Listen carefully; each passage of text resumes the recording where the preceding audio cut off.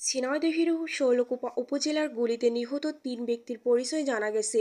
শনিবার সকালে তাদের আত্মীয়স্বজন মৃতদেহ দেখে পরিচয় শনাক্ত করেন।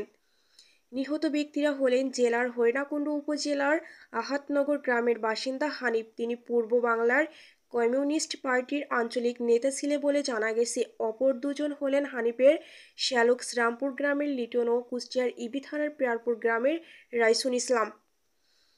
থানার পুলিশ ও স্থানীয় বাসিন্দাদের সঙ্গে কথা বলে জানা গেছে, শুক্রবার রাতে শৈলকুপার রামচন্দ্রপুর গ্রামের তীরবিন্নি শ্মশান খাল এলাকার ওই তিনজনকে গুলি করে হত্যা করে দুর্বৃত্তরা।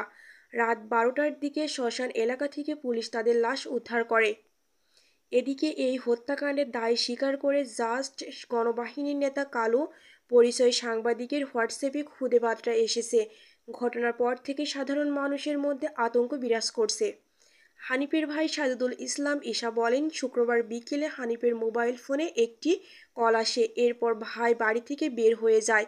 সন্ধ্যা থেকে তার মোবাইল ফোনে কল দিলেও ধরেননি। পরে রাতে তার মৃতদেহ পায়। শুক্রবার রাতে শৈলকুপা থানার ভারপ্রাপ্ত কর্মকর্তা মাসুম খান ঘটনার সত্যতা নিশ্চিত করে বলেন, সংবাদ পেলে ঘটনাস্থলে এসে আমরা 3টা লাশ পেয়েছি। লাশ দেখে মনে হচ্ছে গুলি করে হত্যা করা হয়েছে। তাদের মধ্যে একজনের নাম হানিফ, তিনি পূর্ব বাংলার কমিউনিস্ট পার্টির নেতা ছিলেন। অপরজন হানিফের শ্যালক লিটন। তবে বাকি একজনের পরিচয় এখনও পাওয়া যায়নি। ঘটনাস্থলে 2টি কালো রঙের পালসার মোটরসাইকেল, একটি ম্যাগাজিন ও গুলি পাওয়া গেছে।